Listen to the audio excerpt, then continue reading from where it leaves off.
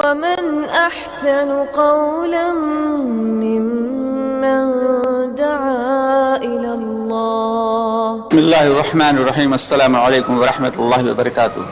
پیارے دوستوں اور عزیز بہنوں، میں ہوں یوسف ملک اور آپ دیکھ رہے ہیں دعوت جنت کا راستہ. دوستوں، آگے بڑھنے سے پہلے آپ سے گزارش ہے کہ ہماری ویڈیوز کو زیادہ سے زیادہ شیئر کریں، اور اگر ابھی تک آپ نے ہمارے چینل کو سبسکرائب نہیں کیا تو اس کو سبسکرائب ضرور کر لیں اور کمنٹس باکس میں اپنی رائے کا اظہار کریں.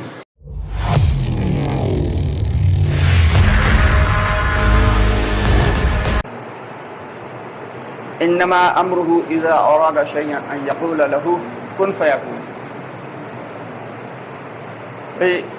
اللہ رب العالمین کا بہت بڑا احسان اور بہت بڑا شکر اور کرم ہے کہ اللہ تعالیٰ نے ہم سب کو ایمان کی دولت سے نوازا ہے. بے شک یہ اللہ کی توفیق سے ہی ہوا ہے. اگر اللہ نہ چاہتے تو یقیناً یہ ممکن نہیں ہے. اور اب اللہ رب العالمین نے جب ہم کو ایمان سے نواز دیا، تب ہماری ذمہ داری یہ ہے کہ ہم ویسا ایمان لائیں جیسا اللہ تعالیٰ کو مطلوب ہے، ویسا ایمان جو اللہ تعالیٰ کو مطلوب ہے اور جو مقصود ہے. آخر ویسا ایمان بنے گا کیسے؟ اس کے لیے باقاعدہ اللہ رب العالمین نے قرآن پاک میں فرما دیا کہ ہم بے شک تمہیں آزمائیں گے اور تمہیں ضرور بالضرور آزمائیں گے، جیسے تم سے پہلے والوں کو آزمایا، یعنی صحابہ کرام کی جانب سے. ہم غور کر لیں کہ چھوٹے سے چھوٹا اگر ہم نوکر بھی رکھتے ہیں اپنی دکان پہ یا اپنی فیکٹری میں یا اپنی کمپنی میں، تو اسے بھی آزماتے ہیں کہ دیکھیں یہ محنتی ہے، اگر محنتی نہیں ہے، لیزی ہے تو ہٹا دو. دیکھیں یہ ایماندار ہے، اگر ایماندار ہے تو ٹھیک ہے، اگر ایماندار نہیں ہے تو ہٹاؤ، بیکار.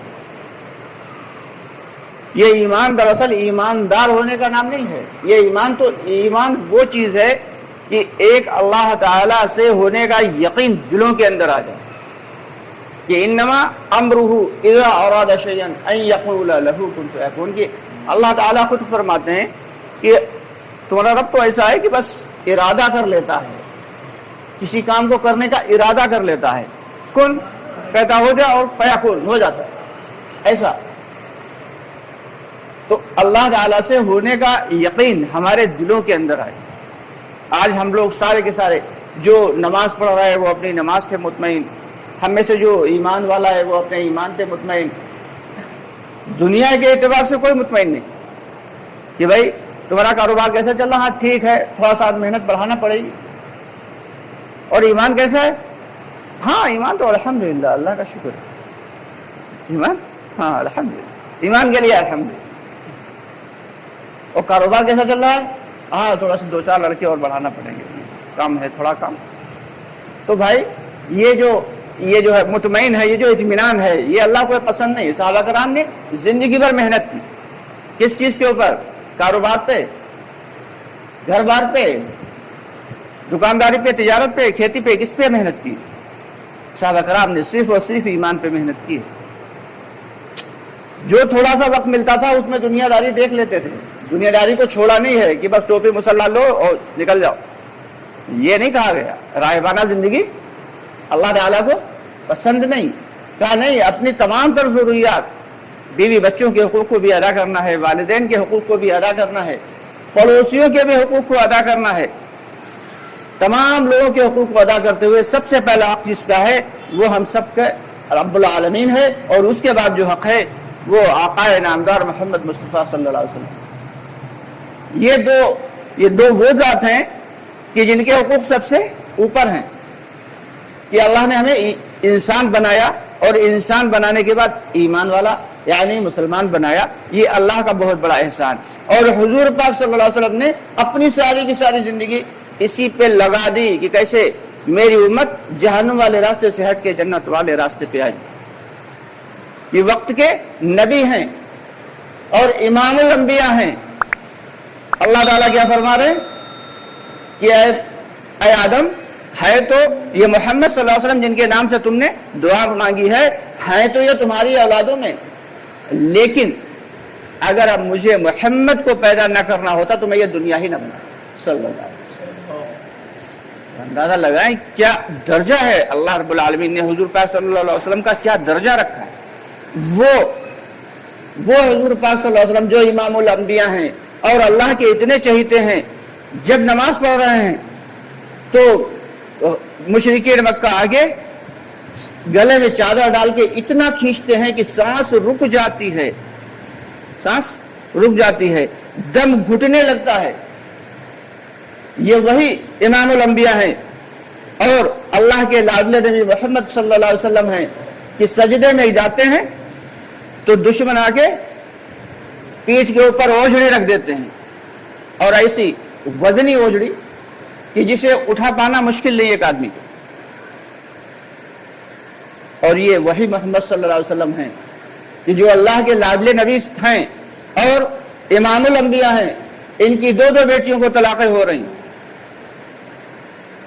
اور یہ وہی امام الانبیاء ہیں، اللہ کے لاڈلے نبی ہیں، بھوک سے پریشان ہیں۔ گھر میں جو چراغ جل رہا تھا، جب بھوک برداشت نہیں ہوئی تو اس چراغ کی جو ہے بتی کو ہٹایا اور جو زیتون کا تیل جس میں چراغ جل رہا تھا اس تیل کو اٹھا کے پی لیا۔ یہ قربانی آخر کس کی وجہ سے؟ اللہ تعالیٰ نے کہا کہ اگر آپ چاہیں تو یہ جو پہاڑ ہیں مکہ اور مدینہ کے درمیان، یہ جو پہاڑ ہیں انہیں سونے اور چاندی کا بنا دیں، سونے اور چاندی کا بنا دیں، اور صرف ایسے نہیں کہ بنا دیں، جہاں جہاں آپ چلیں یہ ساتھ میں چلیں گے، جتنا چاہیں آپ اس میں سے خرچ کریں۔ تو آپ صلی اللہ علیہ وسلم نے کیا فرمایا کہ بھائی میں تو یہ چاہتا ہوں یا رب العالمین کہ ایک وقت پیٹ بھر کر کھاؤں تو تیرا شکر ادا کروں، اور ایک وقت بھوکا رہوں تو تیری گریہ وزاری کروں۔ تو یہ کس لیے تھا؟ کہ امت کو دکھانے کے لیے کہ یہ نہ سمجھ بیٹھے امت اور لوگ یہ نہ سمجھ بیٹھے کہ جب مال و زر ہوگا تو دین پہ چلنا آسان ہوگا۔ کہتے ہیں ہمیں ذمہ دار کہتے نہیں کہ سائیکل چلانے سے بھی زیادہ آسان دین پہ چلنا ہے۔ کہ کسی کے پیر نہ ہو تو وہ سائیکل چلا سکتا نہیں، کیوں بھائی؟ چلا لے گا؟ نہیں چلا پائے گا۔ ہاتھ نہ ہو تو سائیکل چلائے گا بھائی حصہ میں، لیکن اگر ہاتھ نہیں ہے پیر نہیں ہے تب بھی دین پہ چل سکتا ہے۔ تو دین پہ چلنا سائیکل چلانے سے بھی زیادہ آسان، لیکن ہمیں وہی سب سے زیادہ مشکل لگ رہا ہے۔ یہ قربانیاں صحابہ کرام رضی اللہ تعالیٰ عنہم اجمعین نے دی تو یہ ایسے نہیں دی، باقاعدہ اس کی انہوں نے مشق کی تھی، محنت کی تھی، اور کہ اللہ سے ہونے کا یقین دلوں میں اتارا تھا۔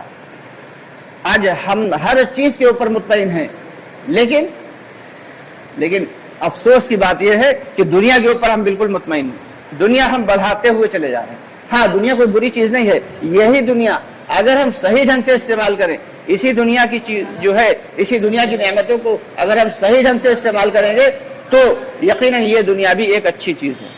کہ اللہ تعالیٰ نے جس کو مال دیا ہے وہ اس لیے دیا ہے کہ وہ اپنے پہ بھی خرچ کرے، اپنے پڑوسیوں پہ بھی خرچ کرے۔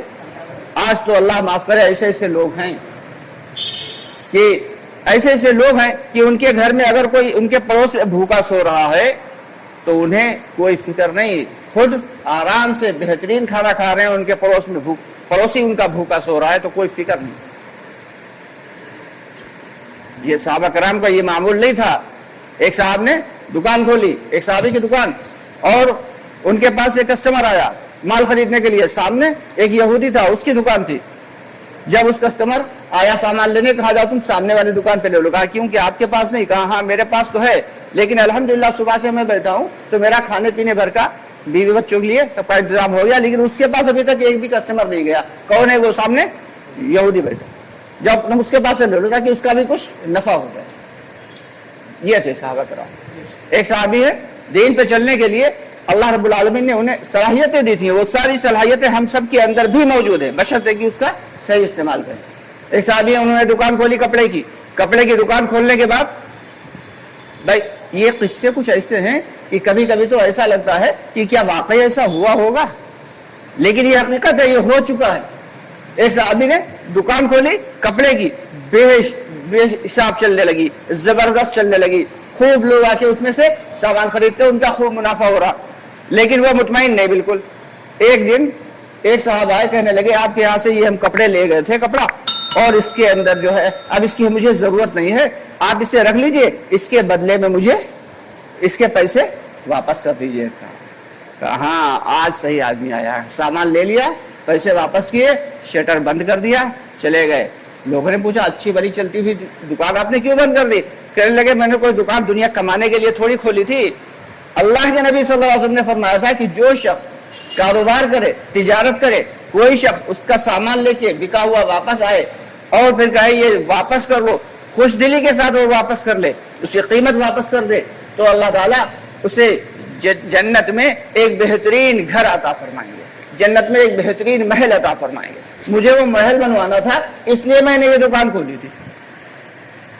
اب آج کل اگر کسی کے سامنے کہا جائے یار ایسا بھی کہ دکانوں پہ باقاعدہ اپنے ہی لوگوں کی دکانوں کے اوپر بورڈ لگے ہوتے ہیں، چھوٹے چھوٹے سے پلیٹس لگی ہوتی، بکا ہوا مال واپس نہیں ہوگا، تو کہاں گئے ہمارے وہ اخلاق اور ایمان کا ہم دعویٰ کرتے ہیں، جنت پانے کا دعویٰ کرتے ہیں؟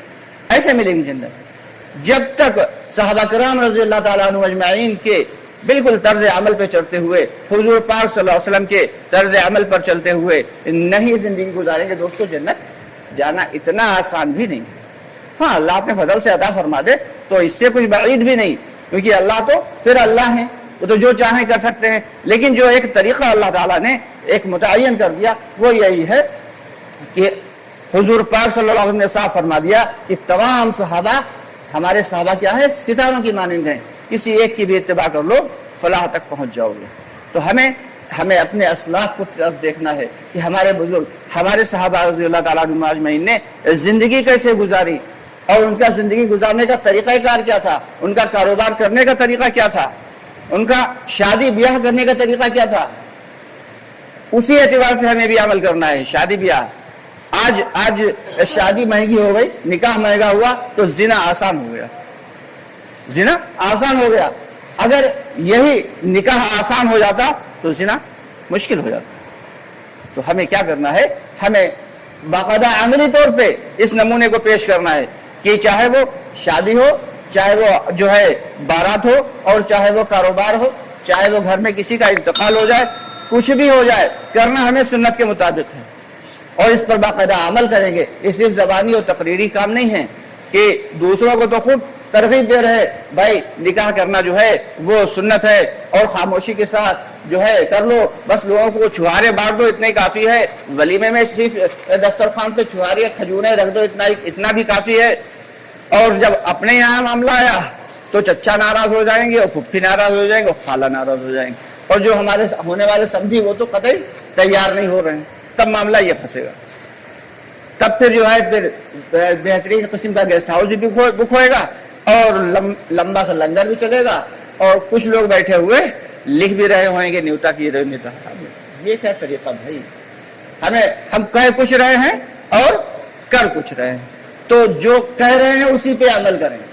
جب تک ہم اس پہ عمل نہیں کریں گے اور پھر کہتے ہیں کہ پریشان رہے، بھائی ہم تو پریشان ہوئیں گے ہی جب تک سنتوں کو مضبوطی کے ساتھ نہیں پکڑیں گے، جب تک سنتوں پر باقاعدگی سے عمل نہیں کریں گے، یقین کے ساتھ عمل نہیں کریں گے، تب تک کامیابی ناممکن ہے، ناممکن ہے، ناممکن ہے۔ تو اس لیے سبھی لوگ ارادہ کریں کہ یہ تمام اعمال اپنی زندگی میں لانا ہے، اور اس زندگی میں لانے کے لیے اللہ کے راستے میں نکل کر دین کو سیکھنا ہے۔